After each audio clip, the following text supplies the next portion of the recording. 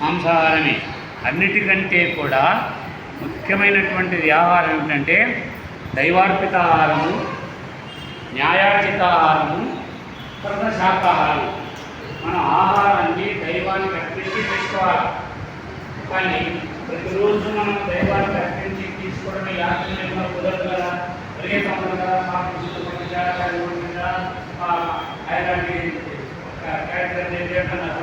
అందుకని అలా కుదరదని చెప్పేసి మన పెద్దలు చేసినారు. కనీసం పండుగ రోజైనా భగవంతుడికి పెట్టి తర్వాత ఏమన్నారు కదా, మన అన్ని భగవంతుడి వడలు, ఎంత సాంబారు, ఎంత పప్పు, అన్నమాట పెడతాం కదా, అది దైవార్పిత. దైవ అక్కడ పెట్టిన తర్వాత ఏం చేస్తాం మనం, మళ్ళా కలిపేసి 5 నిమిషాలు బయటికి వెళ్ళిపోతాం కదా. మనం అడుగుతాం పెద్దవాళ్ళు, ఎందుకమ్మా కలిపేయాలా అంటే దేవుడు తింటాడు అని. కానీ సరే, దేవుడు తింటాడు చూస్తే దేవుడు తినడు. మనం ఎన్ని వడలు పెట్టాం అన్ని వడలు ఉంటాయి, ఎంత పులిహోర పెట్టాం ఉంటే ఉంటాయి. మనం అడుగుతాం దేవుడు తినలేదే అంటే దేవుడు తినడు, సారం లాగేసి ఉంటాడు అని చెప్తారు మన పెద్దలు. మరి సారం లాగేస్తే అది రుచిగా ఉండకూడదు కదా, రుచి ఉంటుంది కదా. అంటే మనం దేవుడిని ఎందుకురా పెడతామంటే దేవుడు తింటాడని కాదు, దేవుని మీద నమ్మకం. ఏమన్నా నమ్మకము? తినడు అనే నమ్మకం. తింటాడని దేవుడు పెట్టాడు, దేవుడు తింటూ ఉంటాడు. కాబట్టి దేవుడు ఇచ్చినవి దేవుడికి ఎందుకు పెట్టేది? మనం అనుకున్న అన్నం అన్ని కూడా దేవుడు ఇచ్చినవి కదా, ఆయనకి పెట్టే లాభం లేదు కదా. ఎందుకు పెడతామరా అంటే అక్కడ రహస్యం ఏమిటంటే, ఓ భగవంతుడా, నీ దయ వల్ల, నీ కరుణా కటాక్షం వల్ల ఈ సంవత్సరం ఈ పండుగకి ఇన్ని రకాల వంటలు చేసుకొని తింటా ఉన్నాము. మళ్ళీ నెక్స్ట్ ఇయర్ ఈ పండగ వచ్చే లోపల ఈ లెవెల్కి తగ్గకూడదురా దేవుడా అని అర్థం. ఆ లెవెల్కి ఉంటేనే తగ్గకూడదు, ఎందుకంటే దైవార్పిత ఆహారం. తర్వాత రెండవది న్యాయార్జిత ఆహారం, న్యాయంగా సంపాదించిన ఆహారమే. మీకు కథ తెలుసు, భారతంలో మహాభారత యుద్ధం జరిగేటప్పుడు అంత యుద్ధం అయిపోయిన తర్వాత భీష్ముడు హంప చేయి మీద పడుకున్నాడు కదా. ఆయన ఉత్తరాయణ పుణ్యకాలం వచ్చేంత వరకు యుద్ధం అంతా అయిపోయిన తర్వాత ధర్మరాజు పంచ పాండవులు, ఆమె ద్రౌపది కూడా అందరూ పోయినారు. పోయిన తర్వాత ఆ భీష్ముడు హంప చేయి పడుకొని కొన్ని కథలు చెప్తున్నాడు. న్యాయంగా ఉండాలా, ధర్మంగా ఉండాలా, శాంతంగా ఉండాలా, శాంతి సముద్రమైన గొప్పది, ఇవన్నీ చెప్తూ ఉంటే ధర్మరాజు వింటా ఉన్నాడు. భగవద్గీతను కృష్ణ భగవానుడు ఎవరికి చెప్పాడు? అర్జునుడికి చెప్పాడు. విష్ణు సహస్రనామాలను ఆ భీష్మాచార్యుడు ధర్మరాజు చెప్పాడు. చెప్తుంటే విని ద్రౌపది పక్కున పగలబడి నవ్వింది. భీష్మాచార్యుడికి అనుమానం వచ్చింది, ఏమ్మా ద్రౌపది ఎందుకు నవ్వుతున్నావు? నేనేమన్నా తప్పు చెప్పానా అంటే, ఏం తప్పు చెప్పలేదు తాతయ్య, అంతా కరెక్ట్గా చెప్పాను. మరి ఎందుకు నవ్వావు అంటే, ఆ రోజు కౌరవుల సభలు దుర్యోధనుడు, దుశ్శాసనుడు, కర్ణుడు, శకుని ఆ దుష్ట చతుష్టయం నన్ను అన్యాయంగా వస్త్రాపహరణ చేస్తుంటే నువ్వు చూసి కూడా ఇది తప్పురా అని ఒక మాట చెప్పలేదే. ఈ మాట వినవచ్చు, వినగలిగి పోవచ్చు, కానీ చెప్పడం ధర్మం కదా. చెప్పలేదే. ఎందుకంటే అప్పుడు భీష్ముడు అన్నాడు, ఆ రోజు చెప్పాలని థాట్ రాలేదమ్మా నాకు అన్నాడు. ఎందుకు రాలేదు? ఈరోజు ఎందుకు వచ్చిందంటే, ఆ రోజు ఎందుకు రాలేదంటే దుర్యోధనుడు అన్యాయంగా సంపాదించిన కూడు పెడితే తిని బాడీలో బ్లడ్ చెడి చెప్పాలని థాట్ రాలేదన్నాడు. ఈరోజు ఎందుకు వచ్చిందని అడిగితే ద్రౌపది, ఇతడు అర్జునుడు ఉన్నాడే, వీడు వేసిన బాణాల దెబ్బకు నా బాడీలో ఉండే బ్లడ్ అంతా కారిపోయింది, మిగతా అది మిగిలింది, చెప్పాలని థాట్ వచ్చిందమ్మా. కాబట్టి మన ఆరోగ్యం, మన బాడీలో బ్లడ్ దేంతో తయారవుతుంది? మనం తినే ఆహారం మీదని. అందుకని శాకాహారము, సాత్విక ఆహారం, తామసిక ఆహారం తినకూడదు. రాజసికారం అంటే ఎక్కువగా పుల్లగా ఉండేటివి, ఎక్కువ కారంగా ఉండేటివి, ఎక్కువ చేదుగా ఉండేటివి తినకూడదు. సమపాల్లో ఉండేవి.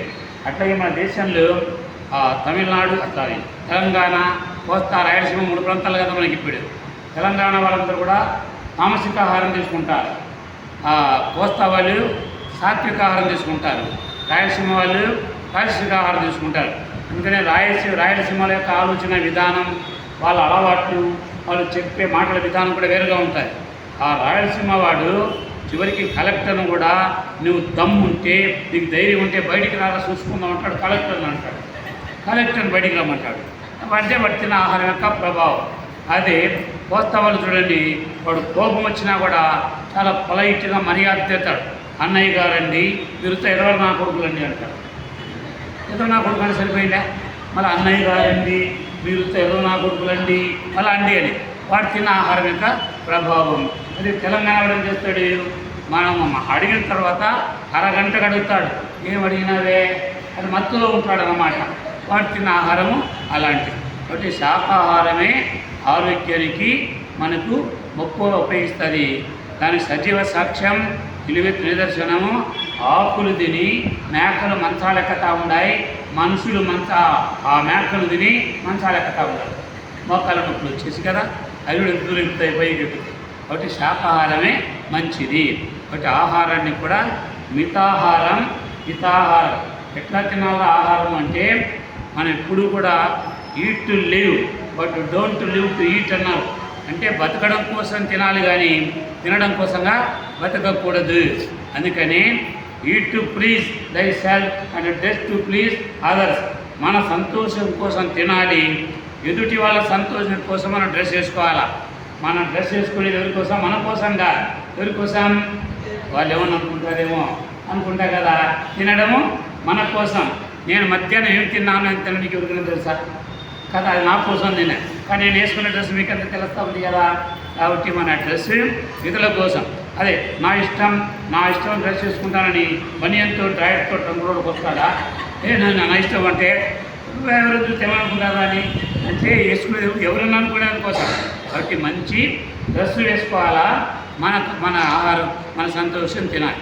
అది కూడా ఎలా తినాలంటే శాస్త్రం చెప్పింది, ద్వేభాగౌ పూరయేదన్నై తోయే నైక్యం ప్రపూరయత్ మారుతస్య ప్రచారార్థం చతుర్థం అవశేషయత్ అని శాస్త్రం చెప్తాయి.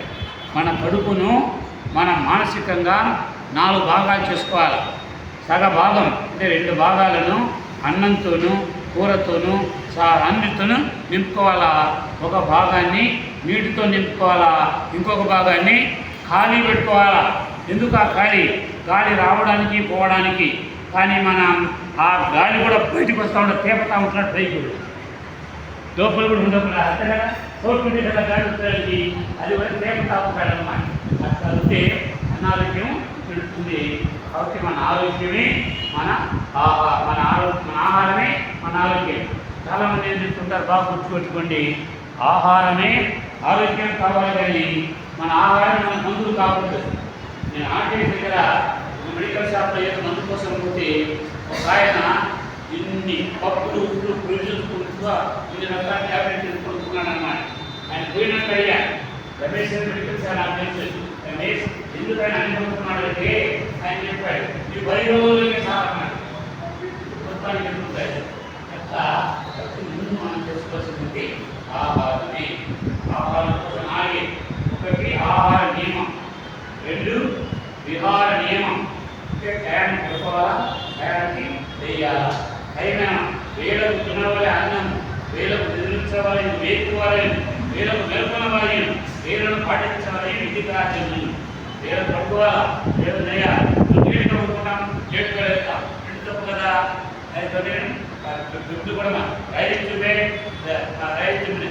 లేవడం కానీ అన్ని కూడా టైం ప్రకారమే చేయాలి, నిద్రించాలి. ఎక్కడ నిద్రించాలో అదే చేయాలి. 3వది ముఖ్యమైనది నీటి నియమం. వాటర్ బాగా తాగాల. ఆకలి కాకపోతే అన్నం తినకూడదు, ఆకలి అయితేనే అన్నం తినాలా. దాహం కాకపోయినా నీళ్ళు తాగాల. కానీ మనం ఏం చేస్తాం, ఆకలి కాకపోయినా తినేసేస్తాం, దాహమైనా తాగేసావు. ఎందుకు అనారోగ్యం కదా. మీరు ఉన్నారు, ఎవరికి ఆకలి ఉందా? ఎవరికి లేదు కదా. మేడం సమస్య ఇచ్చినట్టు నేను ఎక్కువైనా అయితే ఆ మనుషులకు జంతువులకు తేడా ఏంటంటే, జంతువులు ఆకలికే తింటాయి, మనుషులు ఆకలి కాకల టైం అయితే తింటాడు. టైం అది. దానికి కారణము ఆడవాళ్ళే. ఇది కానీ అయ్యా, ఇది తిను, ఒక పని అయిపోతుంది, ఇంకా తిరిగి సస్తామా, ఈ ఒక్కరు చేసి పెట్టాలక్క తినడు కానీ అని అంటాం. అట్లా మా ఇంట్లో ఒకసారి అన్నం మిగిలిపోయింది. అది బాగా పాసిపోయింది, ఫ్రిడ్జ్లో పెడితే పాసిపోయింది. మా భార్య చెప్పిన పాప, అమ్మ స్మైలీ, ఆ అన్నం ఉంది, అది తీసి పెట్టే పెట్టాలి. అమ్మ ఇదంతా పాసిపోయిందని. సరే అయితే ఆ కుక్కకి వేసిరాపోయాను. ఆ పిల్ల కుక్క పోతే కుక్కకి వేస్తే కుక్క కూడా తినలే, పాసిపోయింది. అమ్మ కుక్క కూడా తినలేదని. సరే తీసుకొని రా, మధ్యాహ్నం మీ నాన్న వస్తాడు, మీ నాన్న అలా పెట్టి ఆరోగ్యాలు ఎట్లా బాగుంటుంది అమ్మా. కాబట్టి బాగా ముందు చేయాలి, బాగా నవ్వాలా, బాగా నవ్వాలా. అది ఆర్టిఫిషియల్గా నవ్వకూడదు, నిజమైన నవ్వులు నవ్వాలి. హోల్ హార్టెడ్గా హృదయ మనిషికి నడక వ్యాయామం ఎంత ఉందామో మన సైజు తగ్గాలంటే ఎక్సర్సైజ్ పెంచాలా. ఆ సైజు పెంచితే ఈ సైజు తగ్గుతుంది, ఆ సైజు పెంచితే ఎక్సర్సైజ్ చేస్తే సైజు తగ్గుతుంది. కాబట్టి రోజు ఒక మంచి కథ చదువుకోవాలా, మంచి ఒక జోక్ చదువుకోవాలా. తమాషాని జోకు చూడండి. నేను ఇప్పుడు నేను పెద్ద కథ నా క్లైమాక్స్ ఉపన్యాసం చెప్పేసి వచ్చి ఇప్పుడు అక్కడంతా మరి నేను రోజు ఎన్నో ఉపన్యాసాలు చెప్తూ ఉంటాను, అందరు చెప్తుంటాను అన్నమాట. నేను ఒకసారి పేపర్లు కరెక్షన్ పేపర్లు పోతే ఇంటర్మీడియట్ వాళ్ళ పేపర్లు నాకు కరెక్షన్కి వచ్చాయి. దాంట్లో ప్రశ్న ఏంటంటే జగన్నాథ స్వామి దేవాలయము ఎక్కడ ఉన్నది, అది ప్రశ్న. మీరు చెప్పేటప్పుడు జగన్నాథ స్వామి దేవాలయము పూరిలో ఉన్నది కదా, అది ప్రసిద్ధి అందరికి తెలిసింది కదా. ఆ పిల్లలు ఏం రాసినారంటే ఒకడేమో పూరిలో ఉన్నది అని రాశాడు, ఆ వెనకవాడు ఏం రాసినాడు చపాతీలో ఉన్నది అని రాసినాడు. రెండురా చపాతీలు రాశావు అంటే నేను పూరి రాస్తే కాపీ కొట్టాడనుకుంటాను సార్, అందుకని చపాతీలో రాశాను అన్నాడు. సరే నేను ఈ రెండు పేపర్లు తీసుకుని ఈవు దగ్గరికి పోతే సార్ పూరియోడికి మార్కులు ఇవ్వాలన్నా చపాతీడికి ఇవ్వాలంటే ఆయన ఇంకా మేధావి, ఆయన ఇద్దరికి నరసింహారెడ్డి అన్నాడు. ఇద్దరికి ఎట్లా ఇస్తావు సార్ అంటే పూరి అయినా చపాతీ అయినా గోధుమ పిండే కదా మార్కులు వచ్చేసాయన్న. అలాంటి చదువుకుంటే మనకి ఎంత ఆరోగ్యం చూడండి. రోజు కనీసం ఈ యోగా అయిపోయిన లోపల ఒక 2-3 అయినా జోక్స్ మీరు ఎవరొకరు జోక్ తీసుకొని రావాలా. అవి నిత్యం కూడా జరుగుతూ ఉంటాయి. నేను మాగుంట లేవులో లెక్చరర్స్ కాలనీలో ఉంటా. మార్నింగ్ వాకింగ్ ఈవినింగ్ వాకింగ్ పోతుంటే మా ఇంటి దగ్గర ఒక స్కూల్ ఉంది, వేదవ్యాస ఇంగ్లీష్ మీడియం స్కూల్. నేను పోతుంటే అక్కడ 9th క్లాస్ చదువుకునే 2 పిల్లలు మాట్లాడుకుంటున్నారు. వాళ్ళు 9th క్లాస్. ఈవిడు వాంతో అన్నాడు, ఒరే ఈ చదువు ఎవడు కనిపెట్టాడో కానీ చదువులకు తెస్తా ఉన్నాంరా, తల ప్రాణం కోపకొస్తా ఉంది, చనిపోతే పీడపోతాదరా అన్నాడు. వాడు ఏమన్నాడు, సరే అంటే సరిపోతామని అన్నాడు. వెంటనే మొదటి బండి రై తొందరపడి తవ్వకూడదు, చచ్చామనుకో మళ్ళీ పుడతాం, పుట్టామనుకో మళ్ళా 1 నుంచి 9 దాకా చదవలేక వస్తాంరా, ఇప్పుడు నాకు 9 కన్నా వచ్చా, నెక్స్ట్ 10 కన్నా పోతాంరా అన్నాడు. కాబట్టి తొందరపడి అలాంటి మంచి మనం చదువుకోవాలా, జీవితాన్ని ఎంజాయ్ చేయాలమ్మా. ఈ ప్రపంచంలో 84 జీవరాశులు ఉంటే నవ్వేది ఒక మనిషి ఒక్కడే. ఇక ఏమి నవ్వు, గుర్రాలు నవ్వుతాయి అంటారు, గుర్రాలు నవ్వు, అవి సైకిల్ ఇస్తాయి. కోతులు నవ్వుతాయంటారు, కోతులు నవ్వు, ఇక కిచకిచలాడతాయి. మనిషి ఒక్కడే నవ్వుతాడు. అంత అరుదైన బిరుదైన వరం ఇస్తే మనం నవ్వకుండా ఎంత దరిద్రమురా అంటే మన చిన్నపిల్లలు బాగా నవ్వుతారు, పెద్దవాళ్ళు నవ్వరు. ఎంత దరిద్రం అంటే మీకు యోగా కోర్స్ అయిపోయిందనుకో మేడం మీకు ఒక గ్రూప్ ఫోటో పెడతారు. గ్రూప్ పెడితే వాడు ఫోటోగ్రాఫర్ వస్తాడు, వచ్చేసి మీ జిడ్డు మొహాలు మీ ఏడు మొహాలు చూడలేక స్మైల్ ప్లీజ్ అంటాడు. వాడు ఒరే ఫోటో కన్నా నవ్వి సావురా, ఫోటో కూడా నవ్వకపోతే కాపీలు ఇచ్చినాక నీ ఫోటో నువ్వు కలుపుకోలేవు, నాకన్నీ మిగిలిపోతాయిరా, నష్టం నాకురా అని ఫోటో కన్నా నవ్వమంటాడు. మనం దాన్ని కూడా నవ్వలేక పోతుంది. కాబట్టి నవ్వు వరం. బాగా ఆరోగ్యంగా ఉండాలంటే నేను మన తిరుపతి మన నెక్స్ట్ 7, 12, 15, 19 కూడా ఆ కరెంట్ ఆఫీస్ వాళ్ళకి ఇంజనీర్లకు నా క్లాస్ ఉంది. అక్కడ నేను మన పోయిన 25, 26, 18 తిరుపతికి క్లాస్ చెప్పడానికి పోతుంటే వెంకటాచలం దగ్గర ఇద్దరు అమ్మగారు ఆడవాళ్ళు బస్సు ఎక్కారు. ఆ దాంట్లో 2 సీట్లు ఖాళీ ఉన్నాయి, మిగతా అంతా ఫిలప్ అయిపోయింది. అక్కడ ఆపాడు, 2 ఎక్కారు. సార్ ఒక్క సీటే ఉంది, 2 ఎక్కారు. నేను ఎక్కాను, నేను ఎక్కుతాను, నేను కూర్చుంటాను, నేను ముందు ఎక్కాను అని 2 కొట్టాడుకుంటున్నారు. నేను ఎక్కాలా, నేను కూర్చోాలని. ఆ కండక్టర్ వచ్చి మీరు ఎందుకు మన అవసరం కొట్లాడతారు, మీ ఇద్దరు వయసులో ఎవరైతే పెద్దవాళ్ళు వారు కూర్చోండి అంటే కూర్చోలే, బస్సు ఖాళీగా వెళ్ళిపోయింది. ఎందుకు అంటే వయసు పెద్దదైతే కాబట్టి ఆడవాళ్ళు వయస్సును చెప్పుకోదు, వయస్సు పెద్దలు అనుకుంటారు కదా అని. ఇప్పుడు ఎంత బాగుంటుంది, రియల్ ప్రాక్టికల్గా జరిగిందనమాట. అట్లే నేను ప్రయాణం చేస్తుంటాను కదా, నెల్లూరు నుంచి కడప ఒకసారి పోతుంటే ఆ బస్సు బ్రేక్ఫాస్ట్ మైట్పాడు దగ్గర ఆగుతారు. అక్కడ ఆపాడు, అందరూ దిగాం. కండక్టర్ బస్సు దిగాడు, డ్రైవర్ బస్సు దిగాడు, మేము దిగాము. ఒక్క వ్యక్తి మాత్రమే వాడు ఆ ఆత్మూరులో బస్సు ఎక్కాడు కాబట్టి టిఫిన్ తినొచ్చాడు. వాడు ఒక్కడు డ్రైవర్ కూర్చుంటాడు, ఎదురుగా ఒక సీట్ ఉండదు కదా, సింగిల్ సీట్ ఉండదు కదా, వాడు కూర్చొని ఉన్నాడు. మేమందరం దిగినాం. ఒక అరగంటలో 15 నిమిషాలు టిఫిన్ చేసి వచ్చేటప్పటికి ఆ గేర్ రాడ్ ఉంటుంది కదా, ఆ గేర్ వేసి ఆ మొత్తం పీకి పెట్టేసినాడు. మొత్తం గేర్ బాక్స్ కూడా పెట్టేశాడు. ఆ డ్రైవర్ వచ్చేసాడు, నువ్వు ఒక్కనే ఉన్నావు కదా, ఎవడరా పీకారంటే నేనే పీకాను అన్నాడు. ఎందుకు పీకావంటే ఎందుకేంది, నేను బస్సు ఎక్కినప్పటి నుంచి ఆత్మకు నుంచి నువ్వు చూస్తావు పీకలా కట్ట అంటావు, ఇట్ట అంటావు, అట్ట ఇంటావు, పీకుతా ఉండవని పీకలేక చేస్తా ఉండని పీకినాను అన్నాడు. మనం మేపు రాలేదు పెట్టి అంటాం కదా, కొత్త పీకినాటికని మంచిగా బాగా ఆనందంగా నవ్వుకోవాలి. మనం ఆనందంగా ఉండాలి ఎప్పుడు. మనం గీతలో దగ్గర చెప్పింది, నువ్వు సచ్చిదానంద స్వరూపుడివి కదా. సత్, చిత్, ఆనందం. సత్ అంటే ఎప్పుడూ ఉండేది, మనం ఇప్పుడే ఉంటాం, ఈ రోజంతా ఉండం, ఈ గంట అంతా ఉండడం, ఈ క్షణమే ఉంటాం. మరు క్షణంలో మనం ఏమైతే మనకి తెలుసా, తెలియదు కదా. ఆడ ఒక్క క్షణమైనా మనం ఆనందంగా ఉండాలి. మనం పుట్టినప్పుడు మనలను చూడడానికి ఎవరు వచ్చినారు చెప్పండి, మీరు పుట్టారు, ఎవరు వచ్చారు చూడడానికి? నీకు తెలియదు, బంధువులు వచ్చారు. ఎవరెవరు బంధువులు వచ్చారు?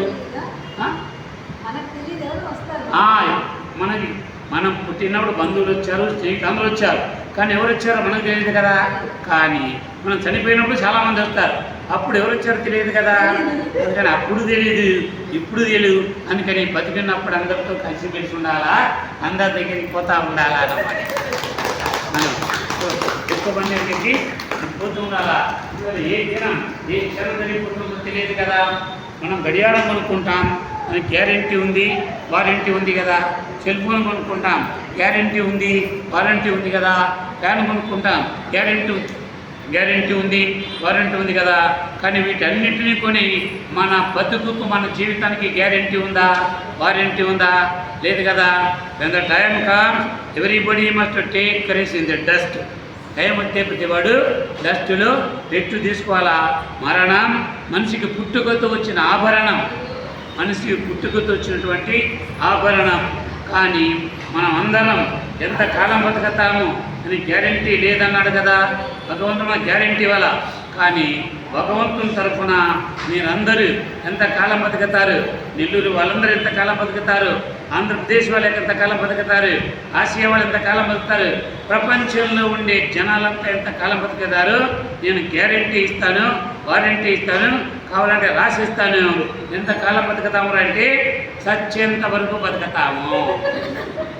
అది గ్యారెంటీ కదా. కానీ అది జీవితానికి సార్థకత కాదు. చనిపోయిన తర్వాత కూడా బతకాలి, అది జీవితానికి సార్థకం. చనిపోయిన తర్వాత ఎట్లా బతుకుతాం అంటే, చనిపోయిన తర్వాత ఎట్లా బతుకుతామంటే, ఎవరైతే మన కోసం కాకుండా ఇతరుల కోసం, సమాజం కోసం, ప్రజల కోసం బతుకుతారో వాళ్ళు చనిపోయి కూడా బతికిన వాళ్ళతో సమానం. ఇప్పుడు చెప్పిన పిల్లలందరికీ there are only 2 days in a person's life. ప్రతి మనిషి జీవితంలో 2 ఇంపార్టెంట్ డేస్ ఉంటాయి. ఒకటి నేను చెప్తాను, రెండోది మీరు చెప్పాలి. ప్రతి మనిషి జీవితంలో 2 ఇంపార్టెంట్ డేస్ ఉంటాయి. ఒకటి మనం పుట్టినరోజు, రెండవది నేను అనుకునేది చెప్తారని, అది కాదు. ఒకటి ఇప్పుడు మనం ఎన్నిసార్లు పుట్టాం? ఒక్కసారి. ఎన్నిసార్లు చావాలా? ఒక్కసారే కదా. కానీ వీరుడు ఒక్కసారి చేస్తాడు, తిరిగి పందలు ఒక్కసారి చేస్తారు కదా. కాబట్టి అదిగా మరి ఏది మనం గిట్టిన రోజు కాదు. రెండవది ఇంకోటి చెప్తాడు, మనం పెళ్లి చేసుకున్న రోజు సారని, అది కూడా కాదు. ఇప్పుడు 2 పెళ్లి 3 పెళ్లి చేసుకుంటాడు కదా, అది ఇంకొకటి ఏదైనా సాధించిన రోజు అన్నాడు. ఏమి సాధించిన రోజు? భార్య భర్తను సాధించిన రోజు, భర్త భార్యను సాధించిన రోజా? అది కూడా కాదు. ఏదిరా అంటే మనం పుట్టినరోజు గొప్పది. రెండవది ఎందుకు పుట్టాము అని ప్రశ్నించుకున్న రోజు. మరి ఎందుకు పుట్టాం? మనం ఎందుకు పుట్టాం చెప్పండి. మనం పుట్టాం కదా, ఎందుకు పుట్టాం? కొరికే పుట్టిమమ్మ, పోతిమమ్మ, ఇస్తుకొట్టిమమ్మ వాయనం, పుచ్చుకొట్టిమమ్మ వాయనం అనే దానికోసమా? పుట్టిన దానికోసంగా. ఎందుకు పుట్టామురా అంటే మనం ఈ మట్టి మీద పడితే జననం, ఈ మట్టి మన మీద పడితే మరణం, ఈ మట్టికి మాట వస్తే మనిషి, ఈ మనిషికి మాట పోతే ఈ మట్టి, చేతి చిటికలను కలిస్తే కళ్యాణం, కాలి బొట్టములు కలిస్తే నిర్యాణం, మనం కన్ను తెరిస్తే ఉయ్యాల, కన్ను ముందే ముయ్యాల, ఈ లోపల సమాజానికి సేవ చేయాలా? అందుకోసం అలా పుట్టారు. మరి మనం ఏం సేవ చేస్తూ ఉన్నాం చెప్పండి? ఏం సేవ చేస్తూ ఉన్నాం? కాబట్టి అంటూ ఇంటూ కొంత సమయాన్నో, కొంత శక్తినో, కొంత ధనాన్నో మన ప్రజానికి, సమాజానికి మనము వినియోగించాలా. అప్పుడు జీవితానికి సార్థకత వస్తుంది. ఆ సేవ కూడా ఎప్పుడు మీరు చేయాలా? ఓపిక ఉన్నంత వరకుగా, ఊపిరి ఉన్నంత వరకు చేయాలా, సత్తు ఉన్నంత వరకు, నెత్తులు ఉన్నంత వరకు చేయాలా. అలుపు వచ్చేంత వరకు కాదు, గెలుపు వచ్చేంత వరకు కాదు, యమధర్మరాజు పిలుపు వచ్చేంత వరకు చేయాలా. అది జీవితానికి సార్థకం. అదే నేను చెప్తున్నాను. I retired, but I am not tired. I retired, but I am not tired. నా పదవికి రిటైర్మెంట్ ఉంది కానీ నా పెదవికి రిటైర్మెంట్ లేదు. కాబట్టి మనిషి నిరంతరం పని చేస్తుంటేనే ఆరోగ్యం. మనిషి తమాష ఏంటంటే మనము నిలబడితే మనకు సులభం, పరిగెడితే చాలా కష్టం. కానీ మనసుకు పరిగెత్తడం చాలా సులభం, నిలబడడం చాలా కష్టం. దానికి పరిగెత్తమంటే ఎంత పరిగెత్తారు? విపరీతంగా పరిగెత్తారు. అమెరికా అంటారు, రష్యా అంటారు, అందరూ పోతాయి. కానీ మరి కూర్చోమంటే నిలబడు. మీరు ఇప్పుడు ఇక్కడ ఉన్నారు, ఇక్కడ ఉందనే మనసు. మీ వీధికి పోయా, మీ ఇంటికి పోయా, మీ వంట ఇంటికి పోయా, మీ ఫ్రిడ్జ్లోకి పోయా, పోతాను ఏం తాగుతాం, ఏం తిన్నాం అని చెప్పేసి. కాబట్టి వాతావరణం చాలా ముఖ్యం. మీరు ఎంత బాగా నీట్గా శుభ్రం చేసుకున్నారు. చేసే పనిని ప్రేమించాలా. ఇప్పుడు చిమ్మారు, ఎంత బాగా చిమ్మారు అంటే మనం ఎక్కువ శుభ్రత, పరిశుభ్రతే దైవం చెప్తాడు. Cleanliness is to next godliness. పరిశుభ్రత లేక దైవత్వం అనేటువంటిది లేనే లేదు. శరీరాన్ని నీటితోనూ, మనసును ధ్యానంతోనూ కడుక్కోవాలా. నీటిలో మునిగితే స్నానం, నీలో మునిగితే ధ్యానం. నీలో మునగాల. అప్పుడు ఎందుకని చేసే పని ప్రేమించాలా. మీరు ఇల్లు చుట్టూ ఉంటారు కదా, అట్టట కాదు, చాలా ప్రేమగా చెమ్మాలి. ఏ పని చేస్తుంటే ఆ పని గురించి ఆలోచించాలా. తల దూకుంటాడు అనుకోండి, అప్పుడు తల ఎట్లా దూకోవాలని ఆలోచించాలా. డ్రెస్ వేసుకుంటాం అనుకోండి, ఎలా వేసుకోవాలా అని ఆలోచించాలా. అది కాకుండా వేరేది ఆలోచిస్తూ డ్రెస్ వేసుకుంటే బట్టను సుఖదాన్ని బదులు కూడా పెట్టుకుంటాం కదా. ఇలా ఎన్నిసార్లు మనకి జరుగుతూ ఉంటాయి. కాబట్టి చేసే పనిని ప్రేమించాలా. ఎంత బాగా చిమ్మాలంటే నాలుక పెట్టి నాకినా మట్టి లేకుండా సిగ్గాలా. అది ప్రేమ అంటే. అది చేసే పని. నువ్వు పుస్తకాన్ని కట్టలే, నీ ఒడిసికి బట్టలు వేసుకో, అంత నీట్గా వేసుకోవాలా. నేను ఎందుకు టచ్ చేసుకొచ్చాను? ఎందుకంటే నా కోసం కాదా, ఎందుకోసం డ్రెస్ వేసుకుని ఆ పిల్లకాయల కోసం కదా, వాళ్ళు చూడాలి. కాబట్టి నెట్ట కాకుండా ఒక షార్ట్ చేసుకొని ఇక్కడ సింపుకొని ఇక్కడ సింపుకొని వస్తే అసహ్యంగా ఉంటుంది కదా. నేను ఒక కార్టూన్ వచ్చింది. ఒక మన వయసు వాడు ఒక టైలర్ దగ్గరికి వెళ్ళి ఒక అడిగాడు, అయ్యా టైలర్ అది ప్యాంట్ పాతదైపోయింది, చిరిగిపోయింది, ఒక రోజు కుట్టిస్తావా అని అడిగినాను. కొత్త పిల్లోడు వచ్చాడు, సార్ అంకుల్ ఇది కొత్త ప్యాంట్, దీన్ని కొంచెం సించి ఇస్తావా అని అడిగినాడు. వీడేమో కుట్టియమన్నాడు, వాడేమో సించి ఇవ్వమన్నాడు. అలాంటి చూసుకొచ్చి అసహ్యం ఉంటాయి కదా. కాబట్టి మనిషికి సమాజంలో మనకు ఎక్కువ విలువనిచ్చేది number 1 dress, number 2 address. Number 1 dress, number 2 address. Dress వేసుకుంటే గౌరవిస్తారు. ఇప్పుడు అమ్మాయి వచ్చింది, సార్ బాగున్నారా రండి అని అడిగింది. రాదా వచ్చిపోరాదా రావా నేను రాకపోతాను, నాకు రావమాటలు అయితే అందుకని రిక్విజిషన్లో ఉండాలా. సరే నన్ను అదే నేను మళ్ళీ వేరే ఫంక్షన్ ఉంది. రైట్,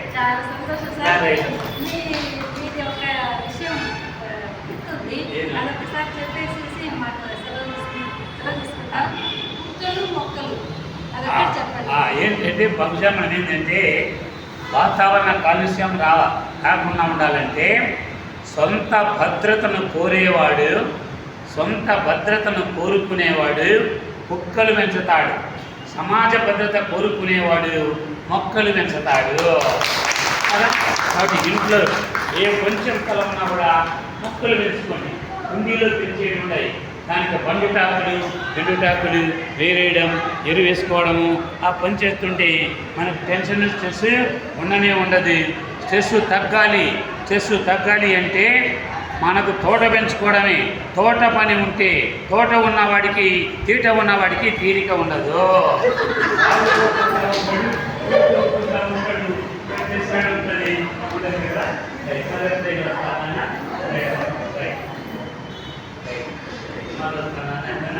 నా పేరు నరసింహారెడ్డి, నా నంబర్ మా మేడం ఉంటుందేమో.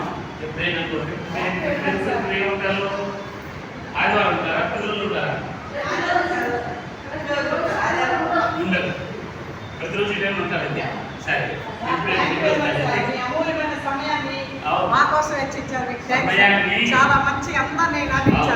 సమయాన్ని దుర్వినియోగం చేసుకోకూడదు, సద్వినియోగం చేసుకోవాలి. నువ్వు డైలాగ్ చెప్పుకుంటాను, కాలాన్ని గోడకు వేలాడదీస్తే అది క్యాలెండర్, ఉపయోగించుకుంటే మీరు ఒక్కొక్కరికి అలెగ్జాండర్. జల్లు కప్పులతో గడు చేసే పని పెద్దగా చేయాలి. ప్రాక్టీస్ మేక్స్ మ్యాన్ పర్ఫెక్ట్, అది old problem. Perfect practice makes man perfect. చేసే యోగా కూడా పర్ఫెక్ట్